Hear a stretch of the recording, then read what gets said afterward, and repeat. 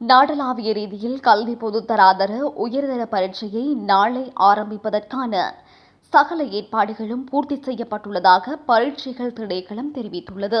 நாளைய தினம் ஆரம்பமாகும் உயர்தர பரீட்சை எதிர்வரும் டிசம்பர் மாதம் 20ஆம் தேதி வரை 2312 பரீட்சை நிலையங்களில் நடைபெறவுள்ளது.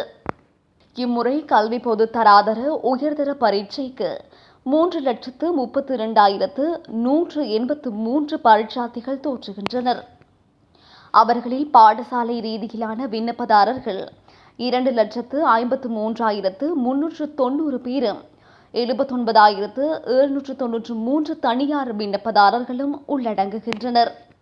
உயர்தர பரீட்சையின் போது பரீட்சை மண்டப பொறுப்பதிகாரிகளுக்கு மாத்திரமே பரீட்சை நிலையங்களுக்குள் கையடக்க தொலைபேசிகளை பயன்படுத்த அனுமதிக்கப்படும் என பரீட்சைகள் ஆணையாளர் நாயகம் අමිත් ජයසුන්දර தெரிவித்துள்ளார். ඔබේ විභාග මධ්‍යස්ථානට යන්න ජංගම දුරකථන රැගෙන යාම සම්පූර්ණයෙන්ම තහනම් sannivedana උපකරණ බ්ලූටූත් වැනි ඒ උපාංග කිසිවක් විභාග මධ්‍යස්ථානයට රැගෙන යාම සම්පූර්ණයෙන්ම තහනම්.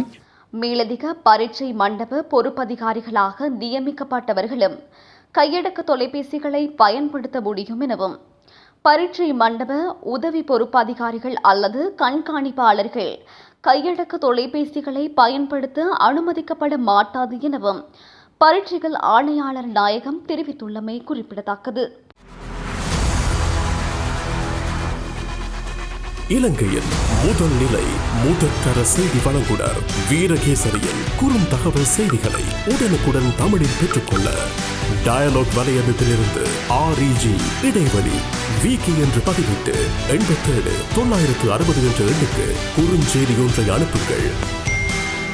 வீரகேசரி செய்தியுடன் இணைந்திருங்கள்.